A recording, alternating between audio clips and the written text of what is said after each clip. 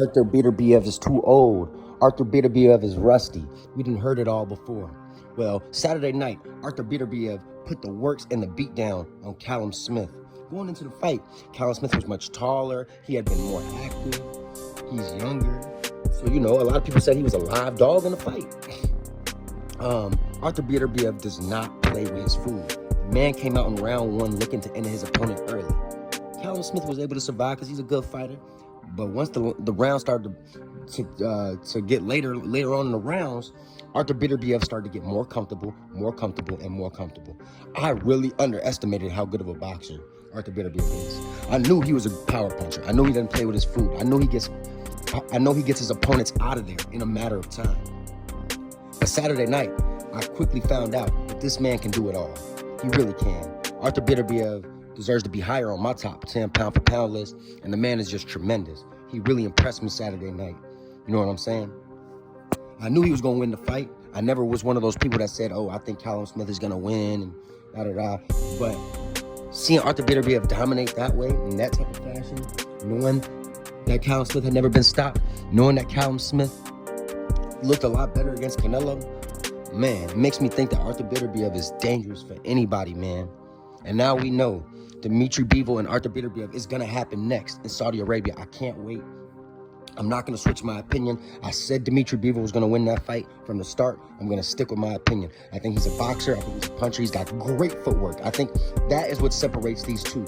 I had to think, okay, where is he a lot better than Beterbiev at? I would have to go with the footwork. I think Dimitri Bivol has excellent footwork, and I think he has a slightly better jab.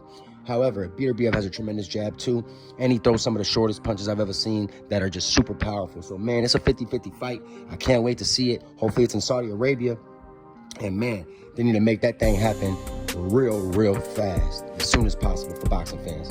Switching topics, man, I'm real concerned for my boy Teofimo Lopez. Teofimo Lopez has a very important fight Super Bowl weekend against Jermaine Ortiz.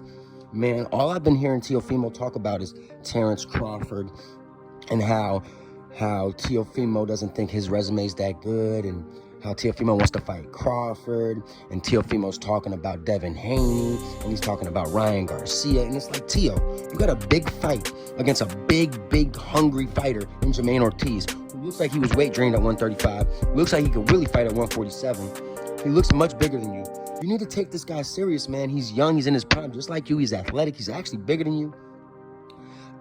We all know this about Teofimo Lopez. Is he a superstar? Is he a top 10 pound for pound fighter? Absolutely.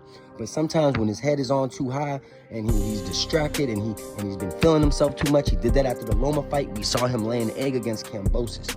He just put on a tremendous performance against Josh Taylor 6 months ago, and now he's getting ready to fight Jermaine Ortiz. And to me, he's going into the fight confident. And I don't like that. I like when Teofimo Lopez goes into a fight with a chip on his shoulder. I've always said Teofimo Lopez is one of the best fighters around when he has a chip on his shoulder.